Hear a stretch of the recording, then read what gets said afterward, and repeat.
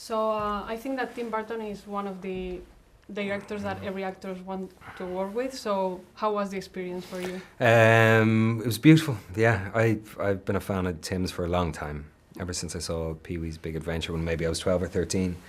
And the idea of working with, I'd seen his films through the years and thought, God, it'd be a beautiful experience to be a part of a world that he created, you know, because his imagination is so powerful, and his ability to take his imagination and make it manifest in these cinematic worlds, whether it's claymation like A Nightmare Before Christmas or Frankenweenie, or live action films like Edward Scissorhands or Big Fish.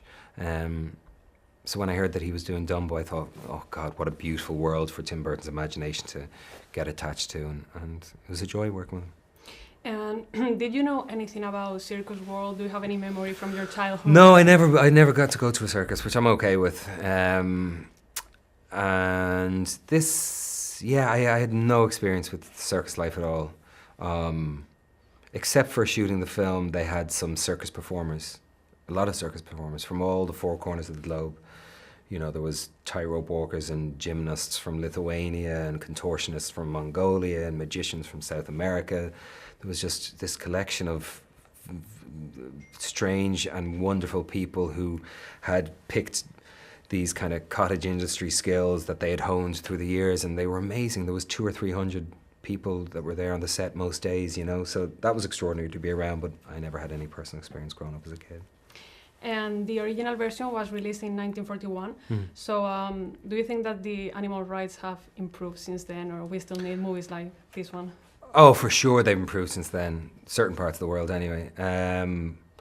For sure, there's been a greater degree of awareness and exposure to certain cruelties that are inflicted upon animals around the world. So I think, you know, there's a kind of a prevalent community of watchdogs around the world that do incredible work.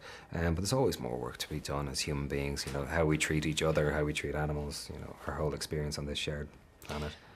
There's also one thing that I really like about the movie, and is that we don't have like a kiss scene. It seems like it's going to be a relationship between your character and Eva's character, but we don't get that. Do you think that this is becoming a trend, that we don't need a love story between a man and a woman? Yeah, I mean, I think there might have been in an earlier version. It might have been a little more confirmed or on the nose. I think the way it was dealt with in the film is kind of sweet, and there was no need to rush the recovery of me as a widower, or my children having lost their mother. There was no need to kind of impose any kind of sexual or romantic dynamic on the film. It just didn't feel necessary.